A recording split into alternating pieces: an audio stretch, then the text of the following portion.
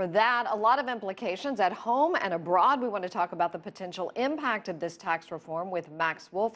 He is the chief economist at the Phoenix Group. Hi there, Max. Some observers say this does not just affect domestic business, but Asian and global markets. What will the U.S.'s big tax reform bill mean for trade and business with China? Yeah, so clearly this is a global policy because the United States is still the single largest economy in the world. And even though we only have about 4.5% of the world's population, we still do about 18% of global GDP. So big footprint.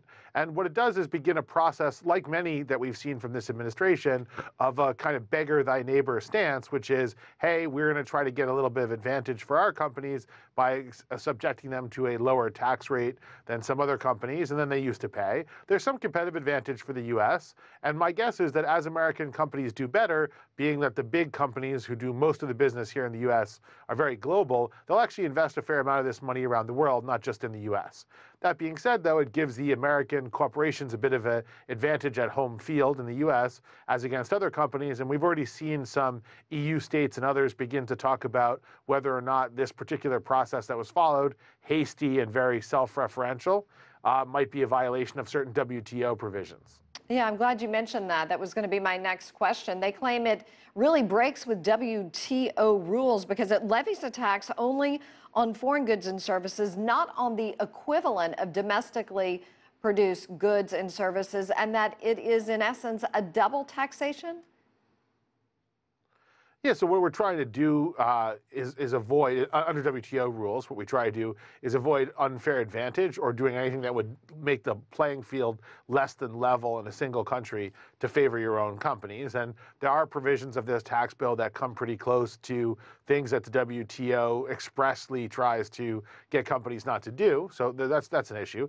And the other thing is just in a competitive world of transnational corporations, if one major potential location cuts its tax rate, it has implications for everyone. We've seen this all over Europe with the Irish having a very low tax rate and both American and continental European companies looking to locate in Ireland to defer tax benefits, to confer tax benefits on themselves or defer them from having to be paid immediately in other jurisdictions.